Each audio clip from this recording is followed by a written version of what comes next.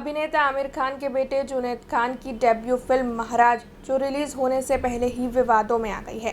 दरअसल महाराज फिल्म को लेकर वैष्णव संप्रदाय में काफी ज्यादा रोष देखने मिल रहा है। गुजरात भर में इस फिल्म को बॉयकॉट करने की मांग उठ रही है। तब आपको बता दें कि वडोदरा में भी महाराज फिल्म के विरोध में वैष्णव धर्म रक्षा समिति और वैष्णव समुदाय के अग्रणियों की ओर से कीर्ति स्तंभ से बाइक रैली का आयोजन करवाया गया था। वीपो और वीवाईओ के सभी अग्रणी और लोग इकट्ठा होकर रैली स्वरूप कलेक्टर कचहरी पर पहुंचे थे और वहां पर जिला कलेक्टर बीचल शाह को आवेदन पत्र देते हुए महाराज फिल्म को प्रतिबंधित करने की मांग इन सभी की ओर से साझा की गई थी। आपको बता दें कि इस दौरान सांसद डॉक्टर हेमांग जोशी, गुजरात विधानसभा के मुख्य दंडक बलकृष्ण शुक्ल, शहर भाजपा अध्यक्ष डॉक्टर विजय शाह, विधायक केयू रोकड़िया, पूर्व विधायक जितेंद्र सुखड़िया और साथ ही वैष्णव संप्रदाय के लोग बड़ी तादाद में मौजूद रहे थे। उपस्थित सभी रैली में शामिल हुए थे और रैली के अंत में जिला कलेक्टर कचहरी पर आवेदन पत्र दिया गया था।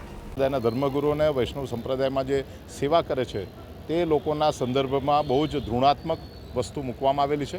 समग्र देश में वैष्णव समाजना सौ लोग आज विरोध करी रह्या छे, त्यारे वडोदरा शहर में वीपो और वीवाईओ द्वारा आज महारेलीનું आयोजन करवामां આવ્યું હતું અને નવલખીથી શરૂ કરેલી આ રેલીમાં હજારોની સંખ્યામાં વૈષ્ણવ સમાજના લોકો જોડાયા છે।